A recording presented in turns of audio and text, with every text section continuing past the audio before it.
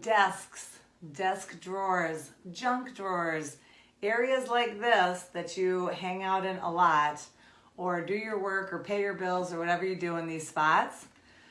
I'm fortunate to have a little tiny area to myself, which is my office, which I actually meet with people right there.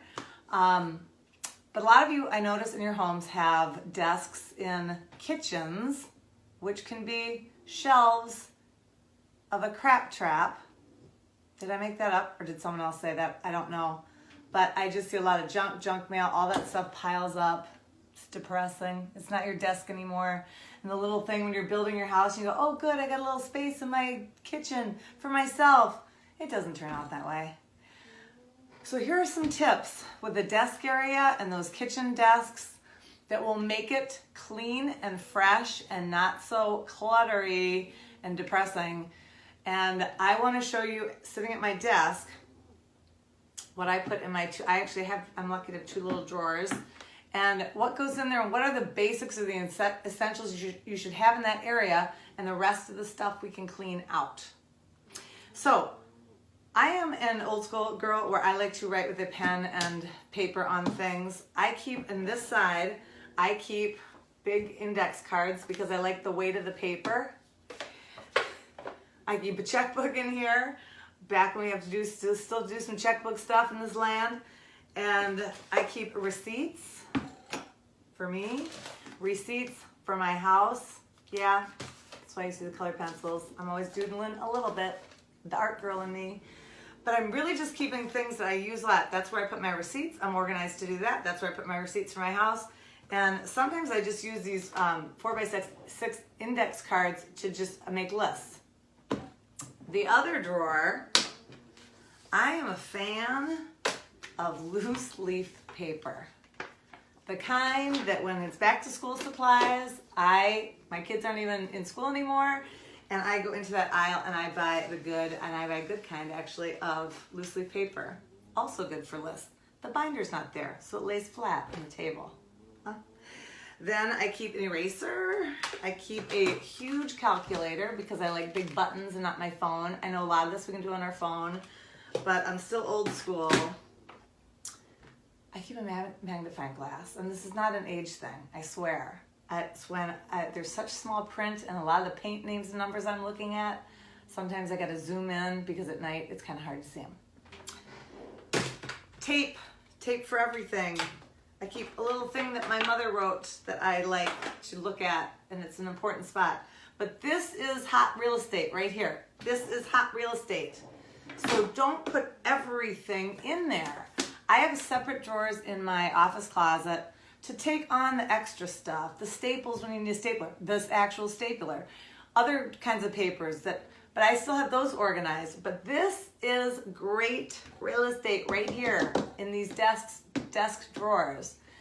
I had shelves built a few years ago, not built, I wanted these reclaimed, the ones you see floating, but I had a guy make them for me. And that also takes pencils.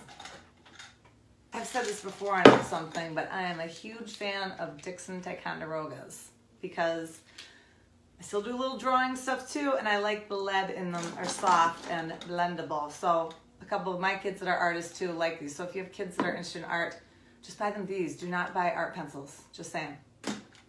I keep black Sharpies in here too and I make sure they're super fresh. The ones that are bleh, just throw them away. No big deal. All right.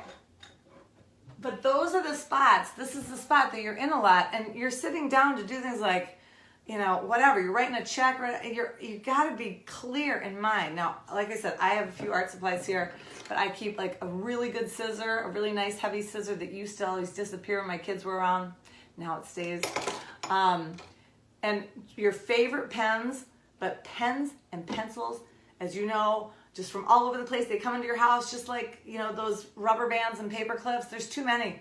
Just get rid of them. Get rid of them. You'll feel better just grabbing a pen that you like and writing with a pen you like. And I know some of you know what I'm talking about. One more thing I want to handle with this is bulletin boards, refrigerator fronts. I know we love to look at our favorite things every day, and I think that's awesome. And there's great quotes or pictures of your kids, and I understand that too. But there's so many. There are so many. We don't need that many.